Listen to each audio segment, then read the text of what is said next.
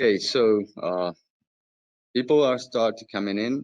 I will wait again a couple of minutes in order to let this participants number raising a bit.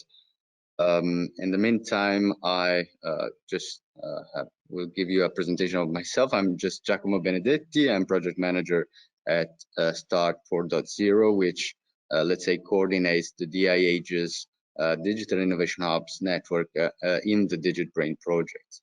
So I will be the moderator of this webinar on the second DIGItbrain Open Call. Which is certainly, let me tell, a good news in seriously troubled times. In this last year, we have been facing both the pandemic and the war next door, but it has also been, I wanted to be optimistic, it has also been a year where digital twin technology has gained momentum, even in the manufacturing sector. So let me just tell you that if you are an SME, if those connected up to now and those that are joining us, if you are SMEs looking at ways and opportunities to implement your own digital twin, then this webinar is definitely for you.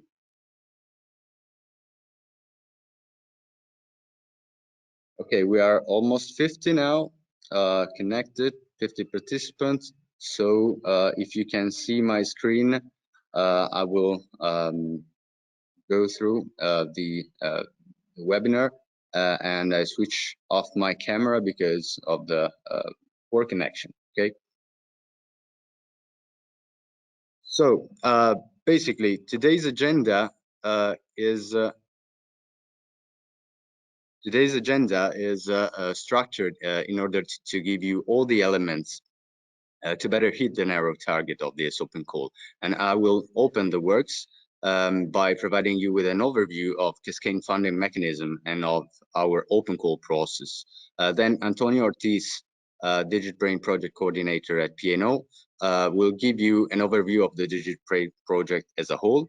We'll go more into technical details with Professor Andres Stork at the Fraunhofer Institute that scientifically coordinates the whole project's implementation in order to highlight which experiments and use cases we seek to finance with this open call and fix, which is most important, some key concepts in your mind. We'll give you a taste of what you can achieve with the DIGItbrain projects, thanks to the witnesses of two SMEs that were right at your place 1 year ago, and that now are leading two experiments that have been selected for funding in the last open call of the DIGItbrain project. I'm talking about the Italian Cosberg and the Hungarian Permet, which I thank for joining us. And finally, we'll have plenty of room for discussion in the Q&A session, within which I will involve also other partners which are in charge of certain aspects pertaining to the project. This is just a recap of the rules for this kind of online event. You're probably already used to after more than 2 years of COVID, but the message is be patient and keep your question for the Q&A session. You can write them in the dedicated panel of this platform, or you can use the dedicated email account that you see here for later doubts. Of course, recording and presentations will be published for download via the Funding Box and the DIGItbrain website. Now, let me start just a word on the European Commission Cascade funding mechanism, which is, in simple terms, well, implies that the funds are cascaded, literally, from the Commission to individual projects funded under Horizon 2020, like DIGItbrain, and then in turn from the projects to successful applicants selected on a light competitive basis. Here you find several benefits for SMEs coming from Cascade funding compared to a traditional H2020 or Horizon Europe call for proposal, which are well known to be highly complex, competitive, and usually not within the reach of SMEs that may not have dedicated business units to address such challenging programs. But what is important is that the application here is much simpler and shortened. I promise to go better in details of each green point here within this webinar, so don't blame me if I skip to the next slide, because if you struggle finding open call opportunities, here's a few useful links, starting from, of course, our website, which will be constantly updated with our opportunities. You can visit the portal that aggregates all the project opportunities falling within the Innovation for Manufacturing SMEs initiative of the European Commission. And you can even widen your search by visiting the European Commission website on competitive calls. But let's start going deeper in the opportunities that DIGItbrain offers. And I think that last year's experience definitely speaks for us, because the first DIGItbrain Open Call launched in 2021 was a great success, counting a total of 27 proposals submitted by over 50 SMEs like you from all over Europe and beyond.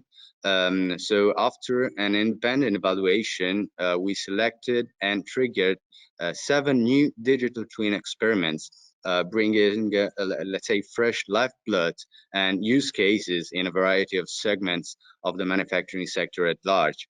I will not go into details, but you can have a clue of this variety just looking at the experiment titles that span definitely from 3D printing of medical devices up to the optimized production of automotive components. And it's significant also that these 7 new experiments are what we call wave 2 experiments. Therefore, those that have been onboarded via the last year's open call. And those of you that may apply and be selected under this second open call will make up wave 3 of experiments. So as you can see, wave 2 experiments unite 19 new partners from Italy, Spain, Hungary, and Turkey, most of which are SMEs just like you. Now, let's see what's in it for you in this second open call. As you can see, the overall budget that can be cascaded at this round is slightly less than 700,000 euros. And since we expect to onboard and co-finance 7 new experiments for wave 3, that means that each proposing consortium shall have a contribution of up to 97,800 euros. But whom this open call is dedicated to, so who can apply? Let's say that the bare minimum for proposing consortia is an aggregation of 2 SMEs or mid-caps, 1 end user and 1 technical partner. So 1 manufacturing company acting as end user who has a problem statement and poses the use case to be executed in the experiment, and then at least 1 other organization acting as a technical partner that basically provides and adapts the software or the models or the algorithms for solving the challenge of the end user, and integrates it, which is important, with DIGItbrain. Then other entities are entitled to join the consortium, of course, if justified to support the above mentioned categories. We can find, for instance, HPC providers that can add computing resources to the experiments, other DIAGs only if constituted as registered companies that can provide any development or engineering service to the experiments. And please be aware that only SMEs and mid-caps are eligible, that the companies shall be established in the countries specified here, and that we very much welcome proposal driven by consortia having features like this, okay, which will be given rewarding points in case of ties during the evaluation process. Here you'll find some of the main points as far as the open call funding structure is concerned, and the ceilings that are going to be applied. Have a look at it, but the presentation is available and everything is specified in the open call document. So I will save your time to give you some example of the experiments that we expect to support, because basically they have to belong to the manufacturing sector at large, but there is a wide variety of possibility and of segments. So Andres Stork will go better into details as far as the expectations are concerned, and I would like to show you the timeline of this second open call that has been launched last week, and that will stay open until the 31st of May this year. After this deadline, so after the 31st of May, the evaluation and selection process, together with the contracting phase, will then take 4 months starting from 1st July. So the signature with the selected beneficiaries are planned for the end of September 2021. The experiments will be then triggered in October 2022, and from there on, they will run for 12 months until September 2023. But let's see what you got to do in this window here to successfully apply. Okay, as you can see, the process is simple and implies that if you have questions regarding administrative aspects or general information on the open call, you can use the centralized email address set on purpose. But at a certain point, each experiment consortium should contact its respective DIH according to the country which they are from. Here you see a picture representing the regional coverage of the DIHs, which is, however, better detailed in the guide for applicants. And let me stress that the sooner you will come to us with a concept of your proposal, then the more support we'll be able to give you, also involving DIGItbrain's technical partners, to be sure your scope fits with the requirements of the DIGItbrain architecture. But before any of these steps, you must become confident with a series of information which are very well explained in a document toolkit with these main elements. Okay, so first of all, the guide for applicants is your main friend, let's say here, and covers from requirements to be met by proposed application experiments up to funding and budgeting rules, including details on proposal evaluation, as well as I said, as the DIH's contacts. Then, of course, the proposal template, you see it is nothing to be worried about. It's only a 10-pager document plus the cover page, and consists of 7 main sections that you can see here to support a well-structured and concise experiment proposal. Okay.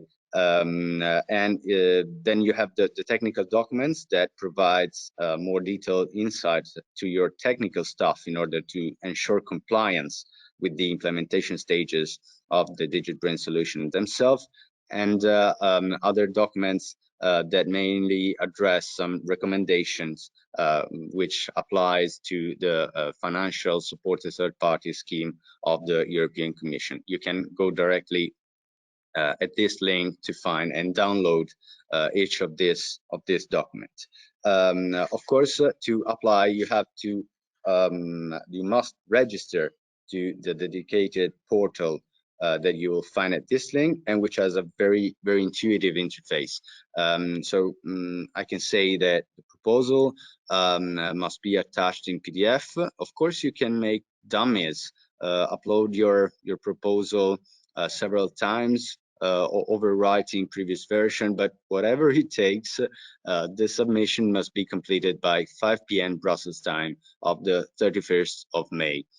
If you don't miss this deadline, you will receive an electronic receipt of a successfully submitted application, meaning that your proposal has been accepted for evaluation, not necessarily, of course, for funding. And then finally, before leaving the floor, here it comes an important point, as we want to stress that money is not the only type of support that we provide to the third parties, because 6 DIHs are involved in the project with the precise mission of, let's say, providing help to proposals before the submission, and also, and most importantly, up to technical and business support along with each successful experiment execution. Besides the concrete advantages that the two SMEs which are going to take the floor, our experiences and better than me will be able to stress, this is an overview of the advantages that are here for you if you are successful in applying to this open call. So now I would leave the floor to Antonio Ortiz, who is the project coordinator at P&O Consultants, to give you an overview of the DIGItbrain project as a whole, so a full picture. Okay, Antonio, you should be able to share your screen. Yes.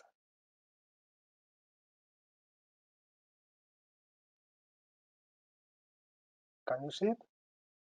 Yep. Okay. So thank you all for thanks Giacomo for the introduction. Thank you all for being here today.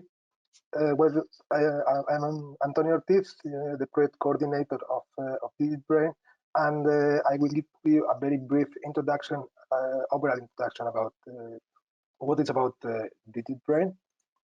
So this is the initial consortium of the consortium of the project. Is composed by three main groups of partners. The core technical and administrative partners that perform both technical developments, business support, and administrative operations in the project. The initial experiment, the first wave experiment partners, they participated during the first year of the project as beneficiaries of the project by performing the first wave of experiments. And as Giacomo has mentioned before, this is the network of digital innovation hubs covering the whole European territory. And as Giacomo has indicated, you should contact your the nearest DIH to your location in order to get advice on both on the proposal preparation. So the main challenge of DIGItbrain is to enable customized industrial products. So it's possible to facilitate the cost-effective, distributed, and localized production for manufacturing SMEs. So the idea is to improve the manufacturing processes, saving resources, saving time, making better products by means of, and we use in the project different tools, modeling, simulation, analytics, machine learning, etc. And the idea is not having only a digital twin for a specific aspect of a specific stage of the product development, but also giving it memorizing capacity, so it's active during the whole lifetime of the product. This will accelerate, or is accelerating, the adaptation of the different manufacturing and products to different conditions. Okay, so giving flexible manufacturing capacity to the companies to strengthen the competitiveness, and also enabling personalized manufacturing in a more or less affordable way. So in the ultimate objective of the project is to democratize the technology access for manufacturing SMEs, which is traditionally a sector in which it's difficult to adopt new technologies. So the main objective of the project are first to implement the concept of digital brain that configures and orchestrates all the different software components, data models, algorithms, and resources. Then we are developing as well the manufacturing as a service business model, which is implemented by the Digital Innovation Hubs.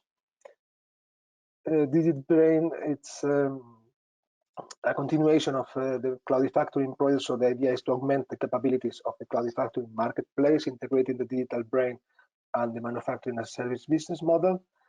We are conducting now the second wave of experiments, and we will have a third one by next year, which is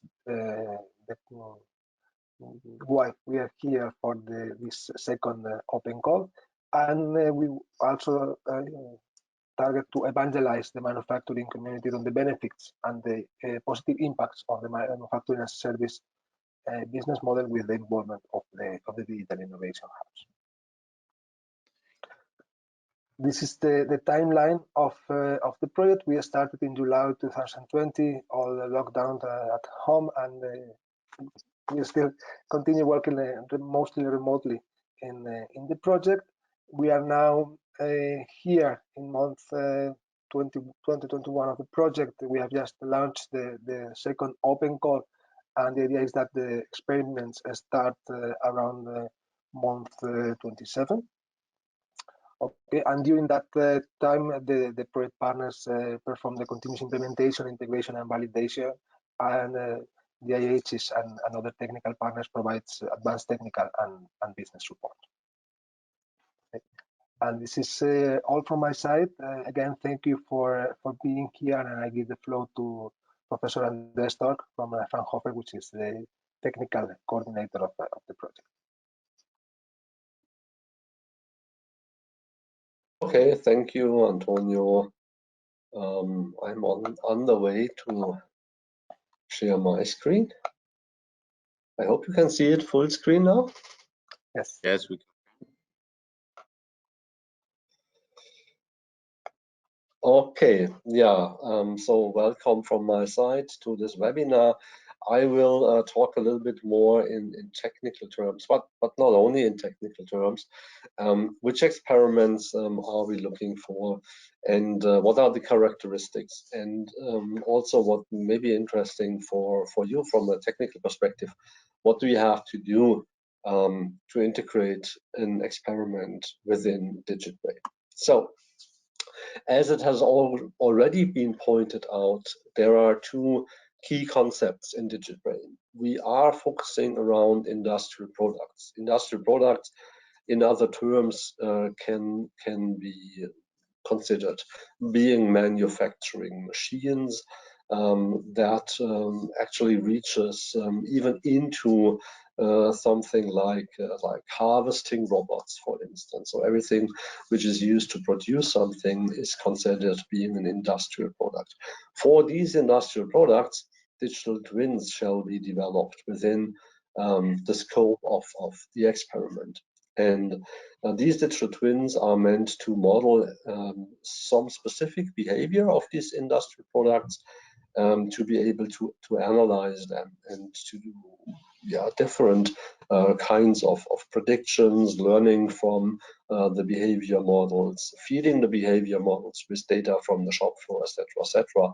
So to understand the behavior better and then to adapt production to tailor manufacturing machines and so on and so forth. So for digital twins, we are following a definition that we have slightly adapted. And the key terms of this definition is that digital twins consist of models, data, and algorithms. So the algorithms software is used to interpret models, and models are fed with data to do certain kinds of prediction. That is basically the whole idea here. And we expect experiments to separate models and data and algorithms from each other into individual assets, which seems very obvious, but in many cases it's not implemented that way. So why shall you separate algorithms from models from data? First and foremost is to boost the reuse of these assets on an individual basis and to enable to build digital twins by recombinations of these assets, thus speeding up the process of developing new digital twins in the future. So for the experiment itself, it may not be necessary to split the assets, but on the long run, we think that it is a stark contribution to the reuse of these assets. The reuse enables recombining them, and by combining pre-existing assets, digital twins can be developed much faster than traditionally. So that is the technical benefit that we see in this approach. But there is another benefit from the business side, from the business point of view. We have one component which is called the Digital Agora. It is an extended marketplace, and the experiments are expected to provide their results on this marketplace, and there they can commercialize and monetize these assets individually. So DIGItbrain is also offering you an additional marketing channel for these individual results. What kinds of use cases are we looking for? You have seen this picture already. We are addressing the full product life cycle, and you can suggest use cases from each of these stages. What I'd like to underscore here is also the recycling and the eco-friendly and environmental friendly aspects. So we are encouraging you to also consider not also the economic but also the ecologic aspects of your machinery and incorporate life cycle analysis into your experiment to address the economic effects of your manufacturing. So we are also expecting you to point out expected benefits from the experiments for each individual stakeholder, for each individual experiment partner in your proposal. And you have examples of partners, and you find them in a more elaborate way also in the technical document, where we brainstormed potential benefits for these individual partners. And in this document, which is part of the documentation, you have seen this link already. We have exemplified some of the benefits that we can envisage from using digital twins and DIGItbrain, and these are just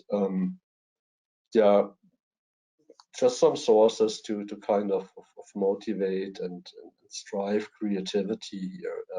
So this is not an exhaustive list, and you don't need to stuck to that. This is just for imagination, so to say. So technically, what do we offer? We are developing the DIGItbrain solution, and a conceptual architecture you can see on the right-hand side, and you can pretty much forget about the right-hand side right after this slide. Once you are successful, you will see it again and again, but the important message here is that what is looking very complex is designed to make your life as easy as possible on the long run. And I will come back to this in a minute. Because integration with the DIGItbrain solution is made as easy as possible from our point of view, and you have benefits such as automated deployment and execution on different compute resources, ranging from edge devices to HPC clusters.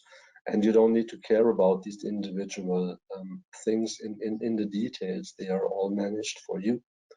So beside this technical platform framework, we also offer expertise and consultancy. So as it was pointed out by Antonio and Giacomo, each experiment will be accompanied by expertise from the core team of the project.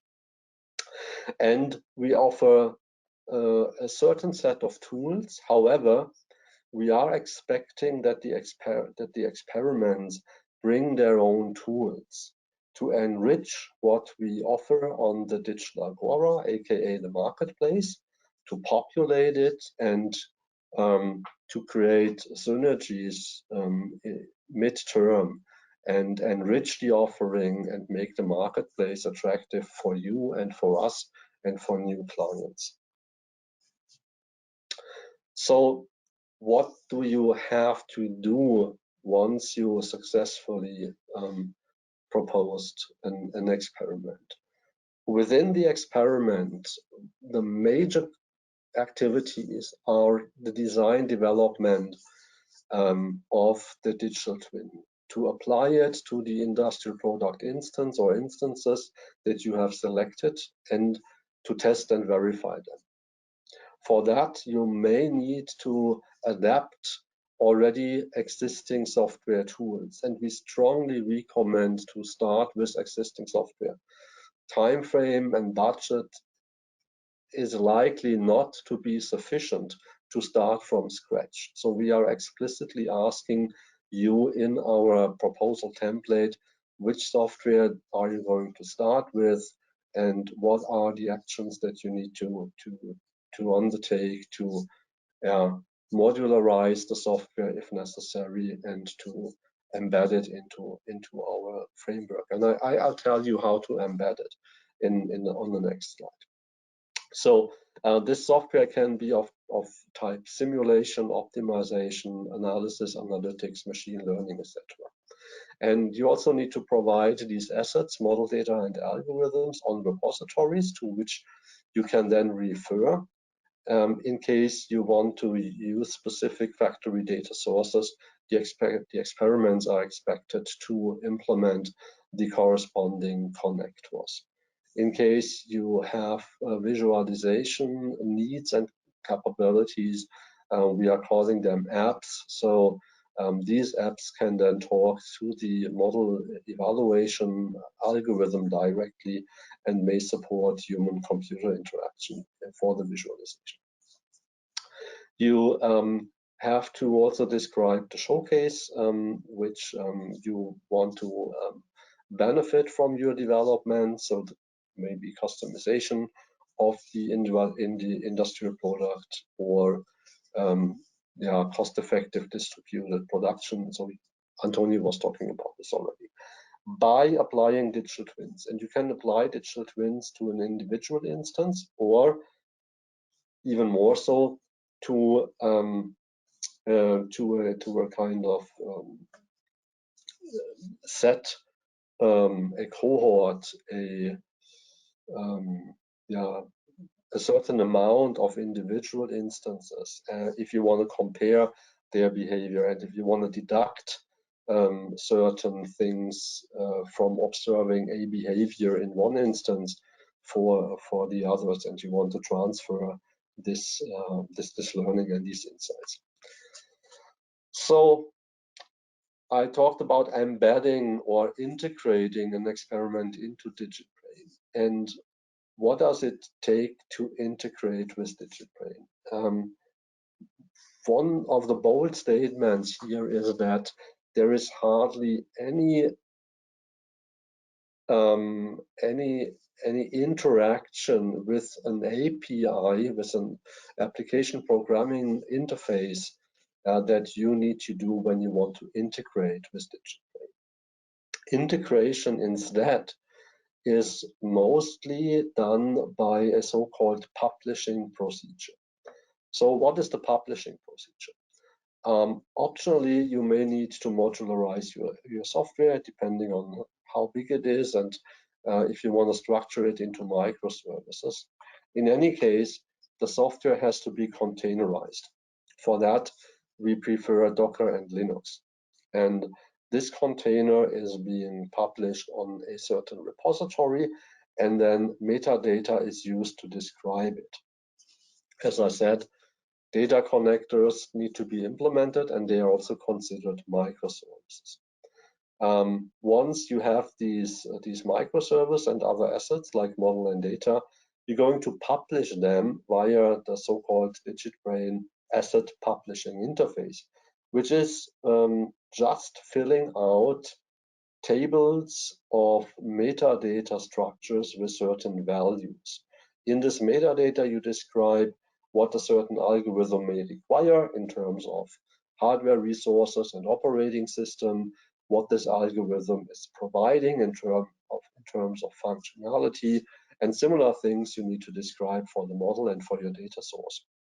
And then there is a composition stage where you can combine model data and algorithm to aggregated things which we call DMA tuples, and those DMA tuples can be automatically deployed and executed on different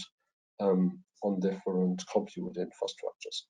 Instead, in addition to this, you need to define what we call conditions that trigger messages, and those ones are stored in the digit product brain, and they can also be used to inform the user that certain things that were unexpected, for instance, did happen. And these conditions act on the output of the models that you are using, the behavior models.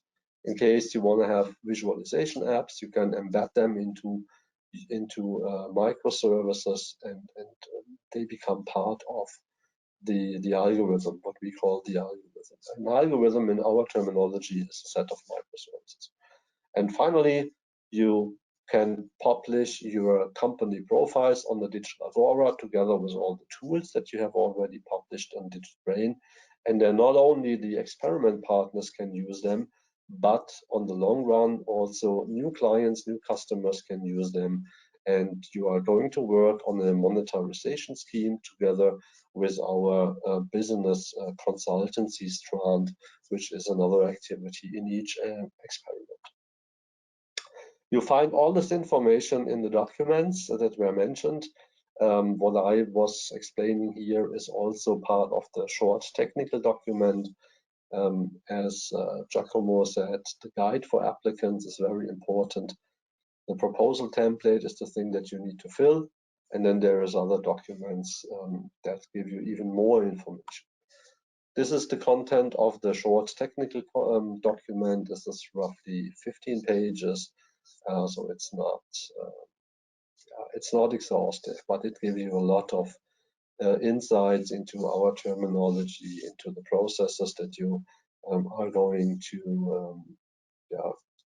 need to perform, etc., etc. Good. That was my part, and with that, I return back to Giacomo for the moderation. Thank you very much, Andre. That was, I think, very useful not only for techies, and since I also hope that among the audience we have end user manufacturing SMEs, now it's time to deliver them the witnesses of Wave 2 experiments and users. So those SMEs selected in the first open call that glaringly followed the recommendation that Andre stressed in the application phase, and that are now running their own digital twin experiments within the DIGItbrain scope and with the financial and technical support of DIGItbrain. So it is my pleasure to introduce Mauro Viscardi and to give him the floor, Project and Innovation Manager at Cosberg SPA, which is the company representing the DIGItbrain experiment project. So Mauro, you should be able to share your screen. I leave you the floor so that you can show the audience which are, let's say, the reasons behind the experiment you proposed, which is the industrial product it focuses on according to the DIGItbrain terminology, and which are the benefits that you expect to have by this experiment. Thank you. Okay, thank you, Giacomo. It's a really pleasure to be here to join this this webinar to share the experience from my view of these experiments about DIGItbrain. Let me to introduce very quickly the company Cosberg.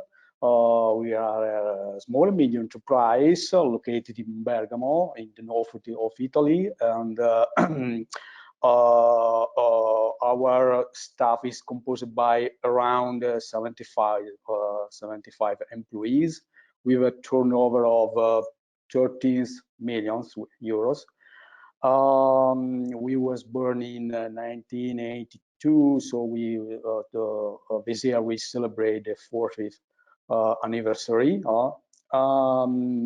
We export around 50% of our solution in Europe and in the Far East, especially. And another important point of our small and medium enterprise is that we found our R&D and innovation projects with more than 10% of our turnover. And one of the project of innovation we are running is, of course, the DIGItbrain project. What's the core business of Cosberg? We study, design, and build machines for the automation of assembly processes. So our machines are completely customized for assembling specific products coming from different kind of industrial sectors. Like our machine assembly products like accessory for furniture, or for automotive, or for device of electromechanical industries, and so on. Our machine has a typical example of cyber physical system production system that include a wide range of different kind of technologies like robots and vision systems, sensor, PLC, of course, and definitely also a monitoring system based on Industry 4.0 technologies.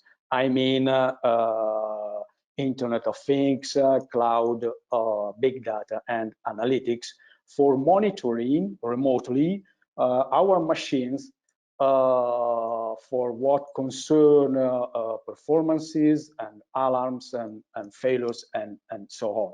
So we globally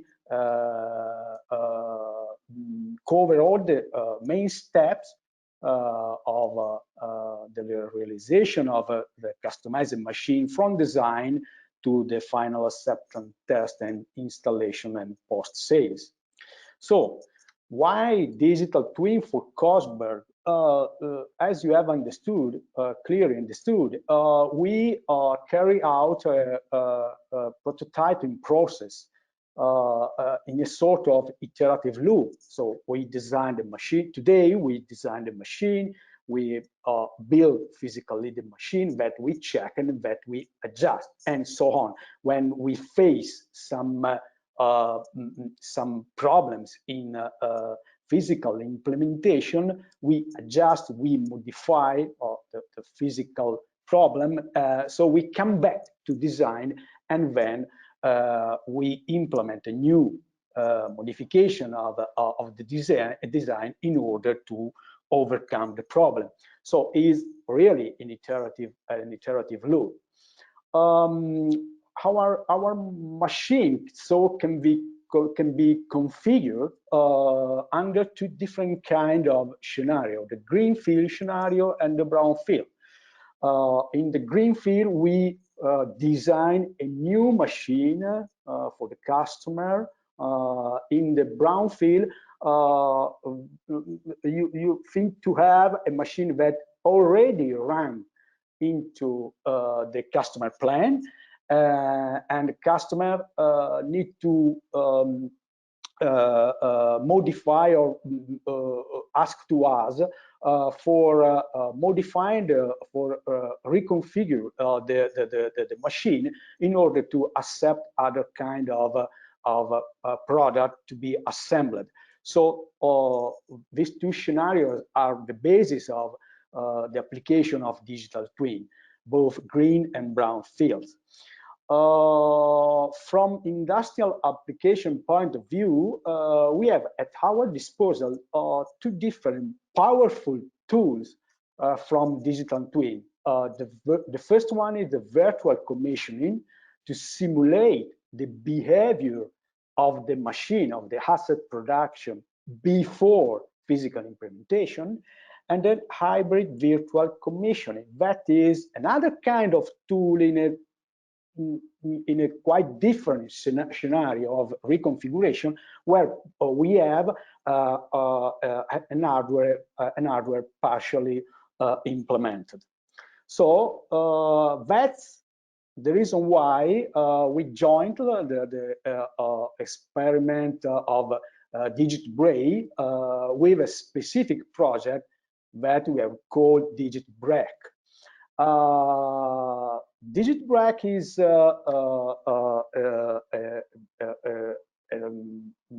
opportunity for Cosberg to implement a digital twin application in order to optimize design of cars braking system assembly line as a pilot test. We are running this project with two other partners in Italy. MADE is a competent center, Digital Innovation Hub, for technology of the Industry 4.0, that is in charge of test before invest methodology, project management and dissemination, and EngineSoft, that's an independent software vendor that is in charge of carry out the simulation based on digital twin technologies. And then, of course, Cosberg as an end user, we fixed the end user requirements, and then we are overseeing the project, and we are going to analyze the final result, and even more, we are going to define a business model for an exploitation of the results of this project. So how we can summarize the scenarios where we can apply the powerful tool of digital twin. Cosberg set of this kind of different scenarios, 5 scenarios totally, where we have identified a specific KPI to be optimized or maximized. For instance, look at the table. The first scenario is performance. How we can improve the throughput of the pilot line, leveraging on some drivers like architecture, bill of material, technologies, or process parameters. To be more concrete, we can, for instance, try to improve the throughput of the pilot line by increasing the speed of the transportation pallets, or increasing the pressure of the pilot line, or for instance, changing some technologies. All this kind of reconfiguration can be applied in a virtual simulation by digital twin tools. So why DIGItbrain for Cosberg? So which are the main challenge we are facing, we are taking, we are overcoming? in few words, we aim to find the first time right architecture and the first time right mechanical solution for our customized machine. That's the big challenge. In order also to improve the performances and to make effective the reconfigurations. How we are achieving these goals? At least by using two different kinds of tools. First one is, as I said, the pilot assembly line that is located in Maine, and that is available for test before invest, and it's composed by 4 stations for assembly, disassembling, sealing, and visioning, and it's really quite effective test for the application of digital twin. On the other hand, we need to apply simulation by using a software tool. With EngineSoft, we are carrying out a simulation by using Simulate software. Finally, which are the main benefits we are getting from this project that, of course, is a work in progress project.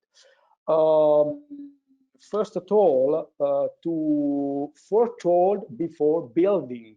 That means to foretold some problems before physical implementations.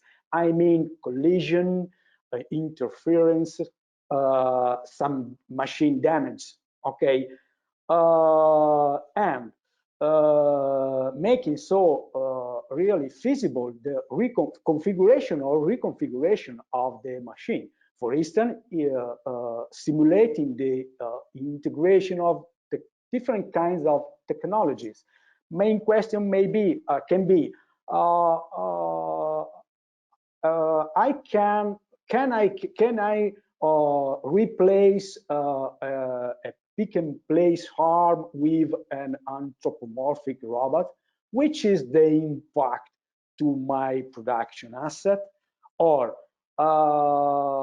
which is the benefits of introducing an electrical actuator despite of a pneumatic actuator?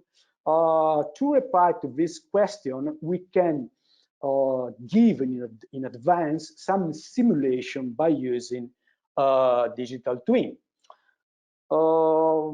From business point of view, we of course think to get some strategical benefits. I mean, especially time reduction in configuration and in reconfiguration for what I have already explained.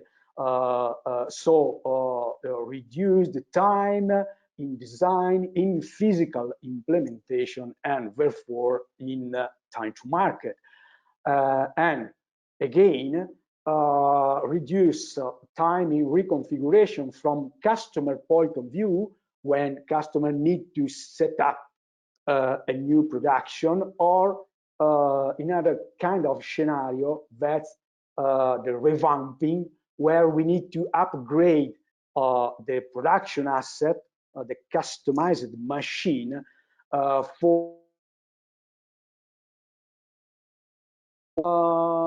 and then again competitiveness in our core business, because we are closer to customer requirements. We can use digital twin for meet customer needs, production needs, and then we aim to improve the customer satisfaction. Other strategical by this DIGITbrain project is the possibility to the chance to join some strategic supply chains like automotive, where configuration and reconfiguration are very frequent. In order then to scale up our company in terms of turnover and employment. So finally, the final goal can be the introduction of new business models based on digital twin.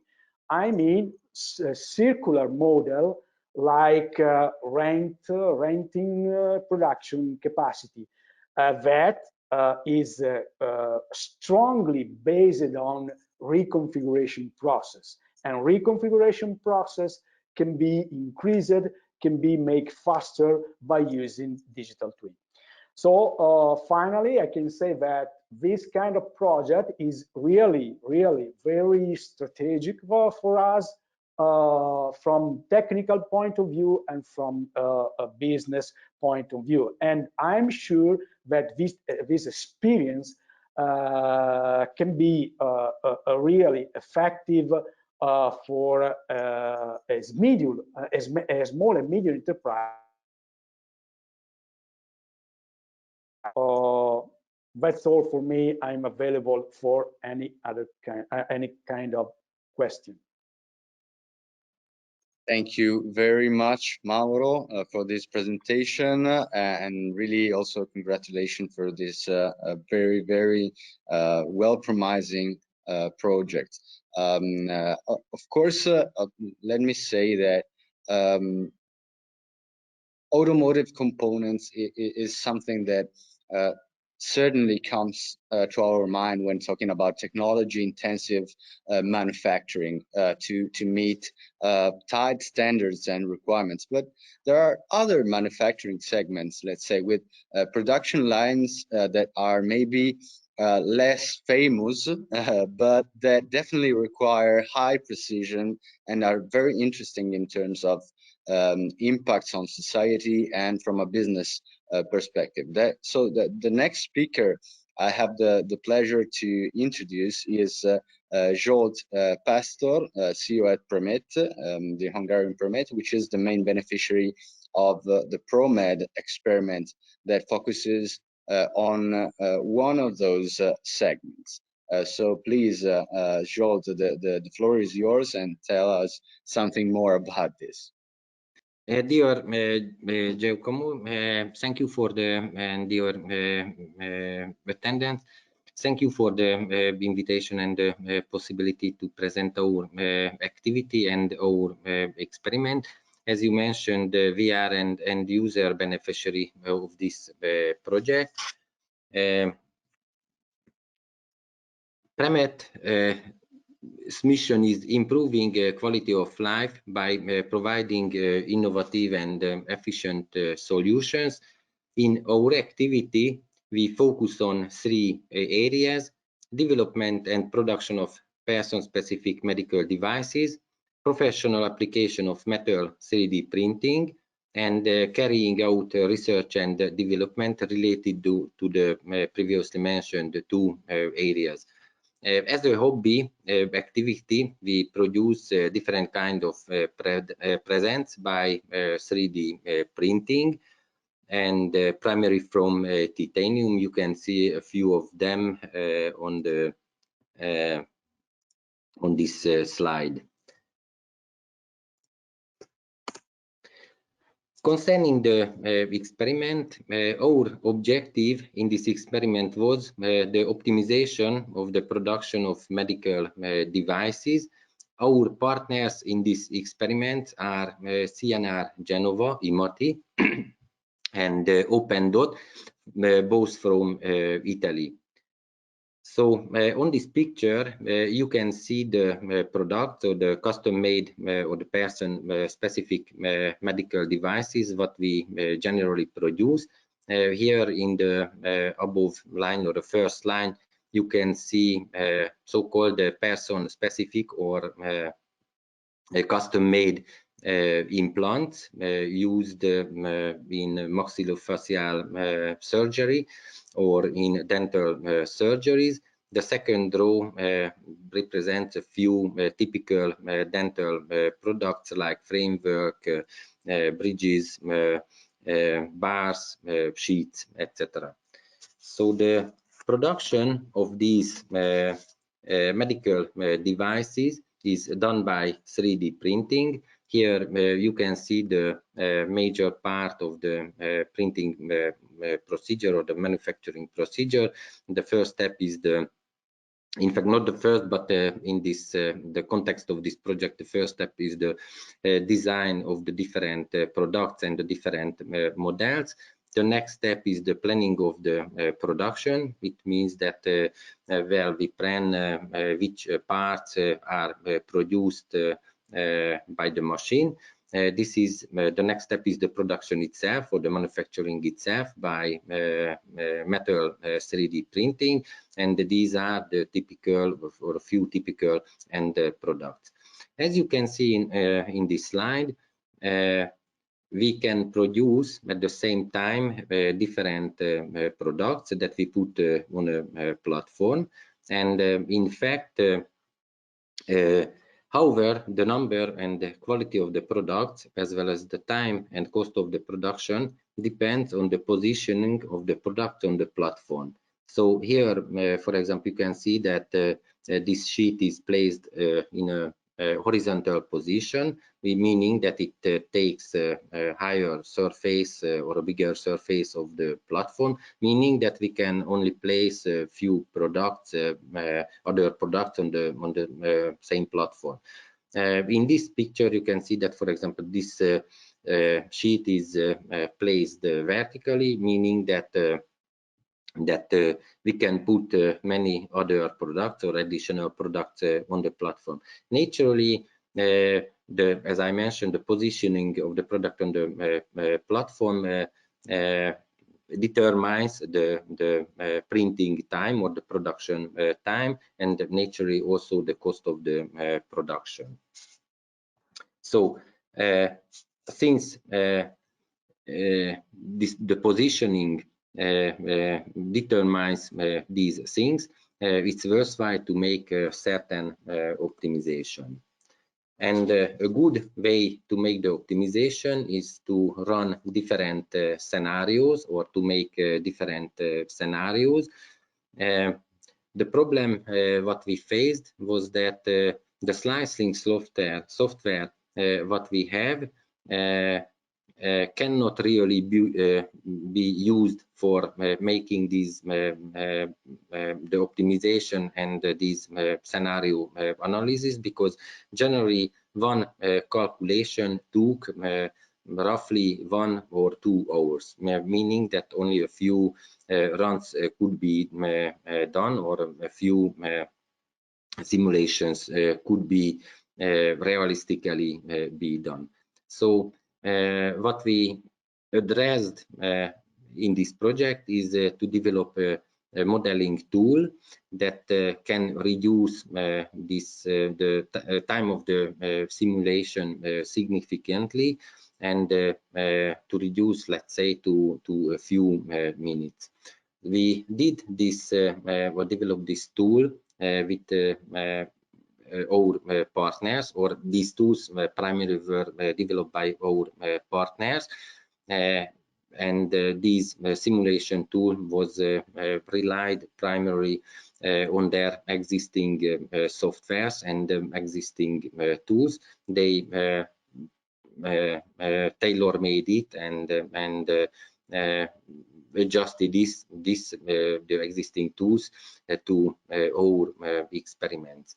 By developing this tool, we could achieve that the simulation, well, we are on the halfway of the implementation of the project, but we can see that the simulation time could be and can be substantially reduced, and in this way we can really make several simulations before launching the printing and launching the manufacturing. So we can, for example, put different sheets on a vertical position on the platform, and plus a few additional products what we can see from another view, or we can put less sheets in a horizontal position, but in that case we can put less additional products on the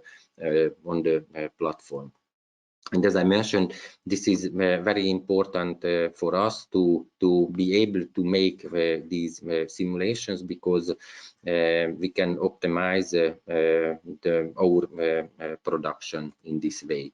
And by the end of the project, what we will get is a tool that can be used for this for the optimization. Just a kind of a schematic overview or system overview can be found or can be seen on this slide. I do not want to get into the details, but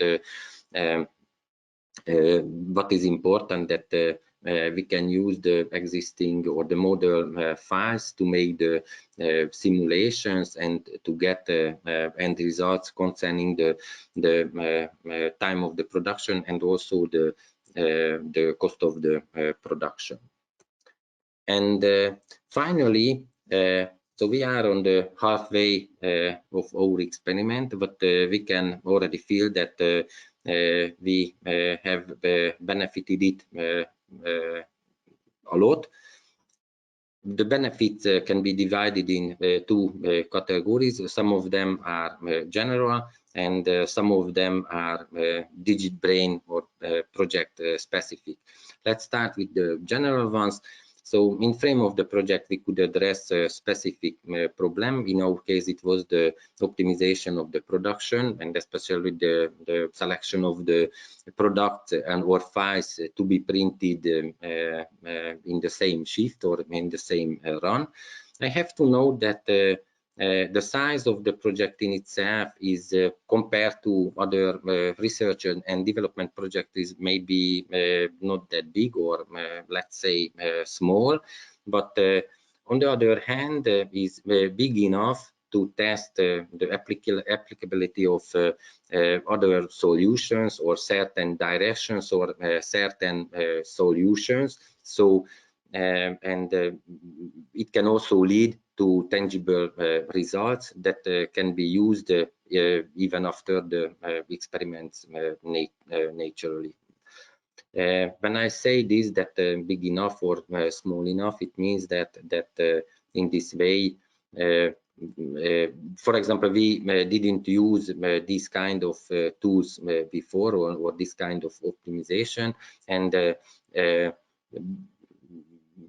with the help of the project, we could enter into this field and test how these kind of things can be used. And the other benefit, which is directly related to the previous one, is that in fact we see that this is an area that could be further investigated and further developed. So it means that this experiment itself also led to the preparation of future collaborations and also to larger scale projects. I would also like to mention or emphasize that the implementation of this project, or not only the implementation but also the management of the project is very good, and this can be, the evaluation period was very short, the contracting period was also very short, so it meant that we could start the project quite soon, just after the submitting the application. We didn't have to wait half a year or 1 year or even 2 years, just making the contract and starting the project. Let me continue the benefits with the project specific or DIGItbrain specific project benefit. So we became a part of an innovative ecosystem, which for us, we consider this very useful and very important. We could learn and get ideas from other experiments. You have to know that there are regular meetings where representatives of the different experiments can share their an overview on their project, which is very useful for the other experiments. We can learn a lot from each others. What is also important that we have access within the project to sound infrastructure like computers, and we can run simulations even on it.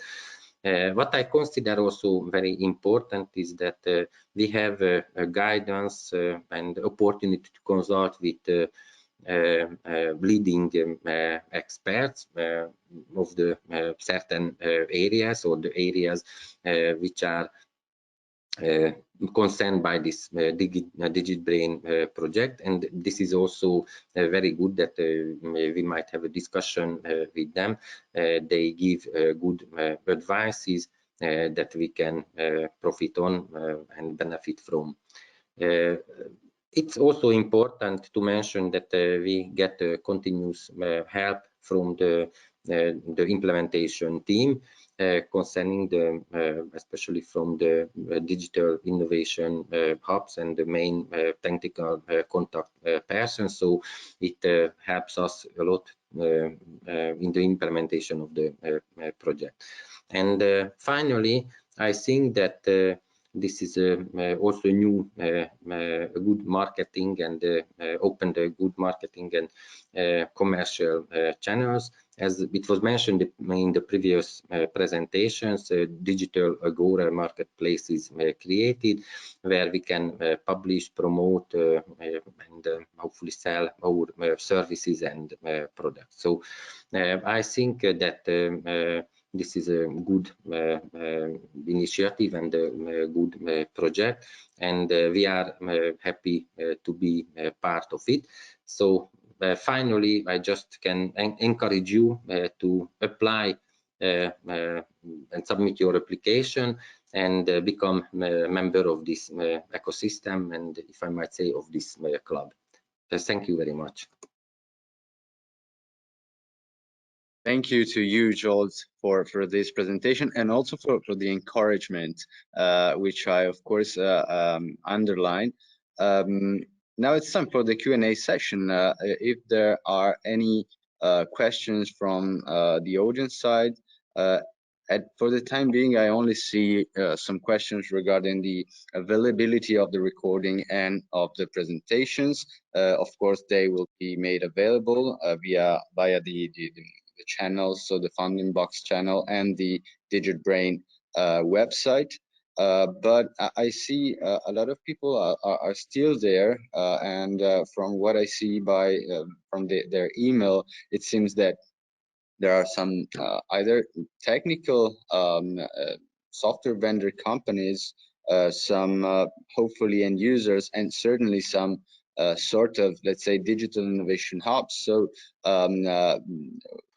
irrespectively of the category you belong to, you are free to ask question in the chat, and I will go back to you instantly, involving our partners. We are, I think, well equipped and well geared to answer to all your questions, if you have some. Well, in the meantime, while you think about your question marks, I take the chance to say that we are organizing next week a series of 6 special training workshops that we call DIGItbrain Local Days, that are focused on the details of the application procedures, and are locals because they are held by our digital innovation hubs in Ireland, in Denmark, in Italy, in Hungary, in Spain, and in Finland. So you will be given even more dedicated support in order to prepare a successful application. I think that this is an opportunity not to be missed, and it will be certainly easier for you to understand what's expected from you with regard to your application process, and it will be given in 6 European languages. So as far as, for instance, our edition, it will be held in Italian. There will be, of course, Danish. The Danish edition held by the DIGIT Innovation Hub, in English by IMR, and in Hungarian, of course, by Innomine, in Spanish by Itainova, and in Finnish by SMAC. You can find all the information on the website. Okay, so I see here Michela Costa, who is asking, I'm not sure having understood the terms of sharing of models being developed with the DIGItbrain platform and community. Well, I think that maybe Andre can answer this question if he wishes so. Because I think that there is either a question mark regarding the integration with DIGItbrain architecture and also with the community. So also envisaging the opportunities of the Mgora workspace. Okay, I try. Okay, well, that may have many facets. So one thing is that we think that if you are manufacturing in industrial products, then you are typically manufacturing many of them, so many instances. And they probably behave similarly. So this model can be used / shared for, yeah, I would say for a large set of these instances, if not for all of these instances. Those instances may be situated in different factories with different clients. And those clients is then a subset of the community that can use the same model or a similar model in a kind of a shared way. So they all use their instances of the model, presumably, but they are using kind of the same reference model. And then there are more aspects. We also envisage that we may have consultancy companies that are developing certain models for certain either behaviors or for certain types of analysis, and they may offer their services / their models to the community, and then they get different clients for the models that they are developing. I hope that helped you somehow to sort the statement. Yes, Andre, sorry for interrupting you, because Michela also asked again something interesting. If a model is developed within a licensed software, how to manage the sharing of the model, because this is something that already happened. Of course, we correct me if I'm mistaken, but we encourage also the involvement and the utilization of authoring tools, but it happens that some licensed software may be used. Yes, sure. So not all models can be used or interpreted by different softwares. However, there are such models / software that is open to interpret different models from different sources. And since there are these, you may consider them exceptions, but since there are these exceptions, we are pushing the separation. We know that this is not always possible, but we'd like to encourage it wherever it is possible. Okay, thank you, Andre. I hope, Michela, that Andre addressed your. Okay, I think yes. And we have also Robert Sappi, which is raising his hand. Can I kindly ask you to type your question in the box. In the meantime, I will go to Nahim Kenan.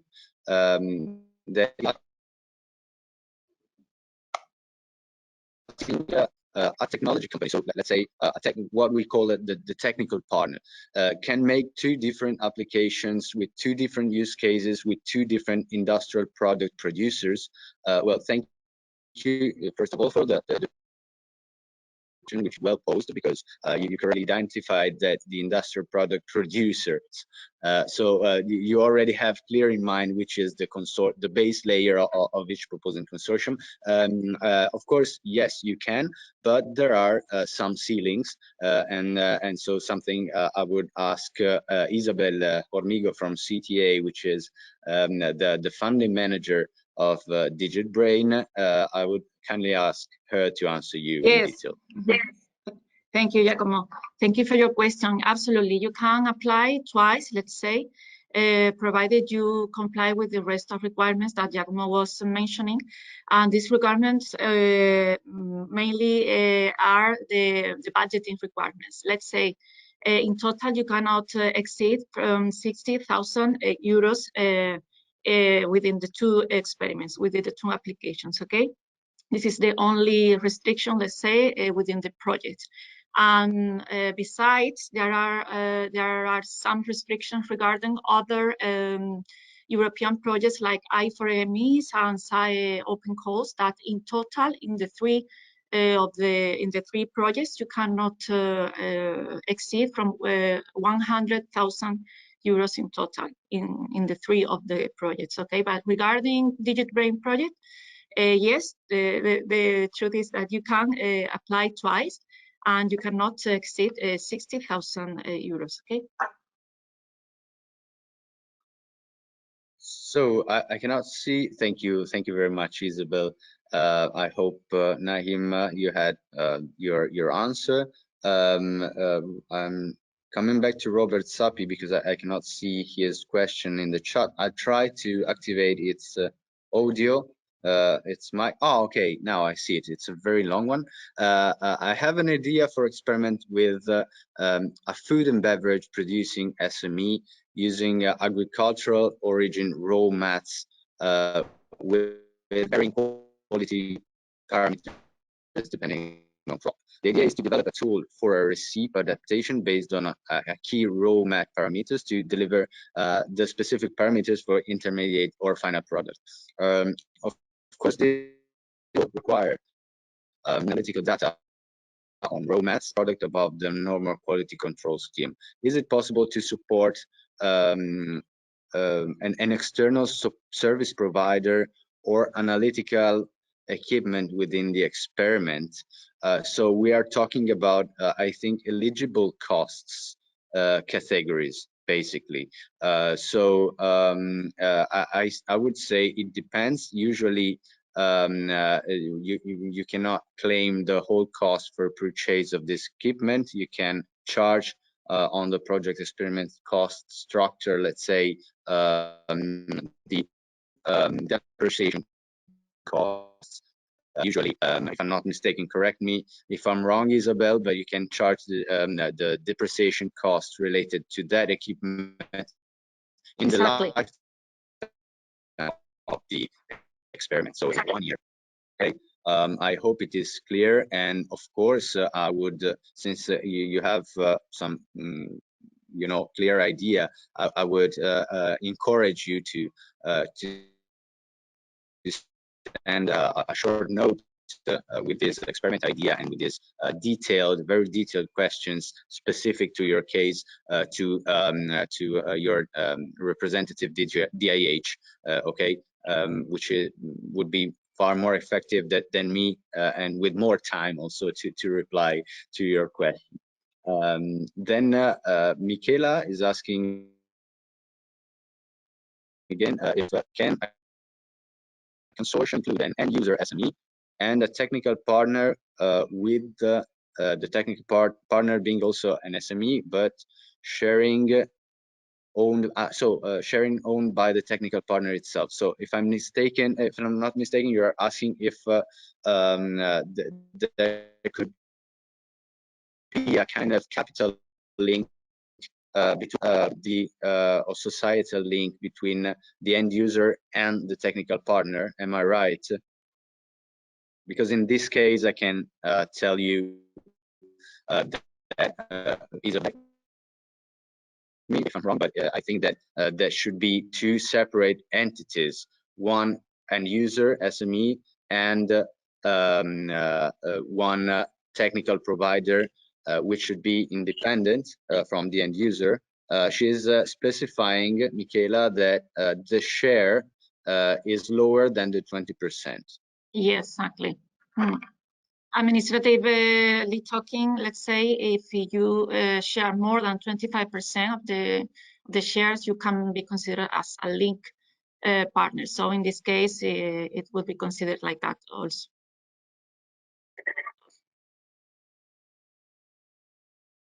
Okay. So thank you very much for this. This is the last question that I see at present in the box. And if there are no other questions, then I will take the chance to thank all the panelists and with a special remark to the end users that gave their witnesses. So thank you, Scholt, and thank you, Mauro. And I would like to thank also all the participants, which I strongly encourage to start the application process if they are interested in this opportunity. Of course, we are at your disposal. You have all the contacts of your respective DIAs. You have the centralized open call address, and please familiarize with the process and with all the documents that are clearly published and ready for you. So thank you very much. That's it from my side. And see you then in the portal, but probably and hopefully in the local days and in the next webinar that we are going to deliver probably in 1 month by now. Thank you again. Thank you all. Bye bye. Thank you. Bye. Thank you all. Bye bye. Bye bye.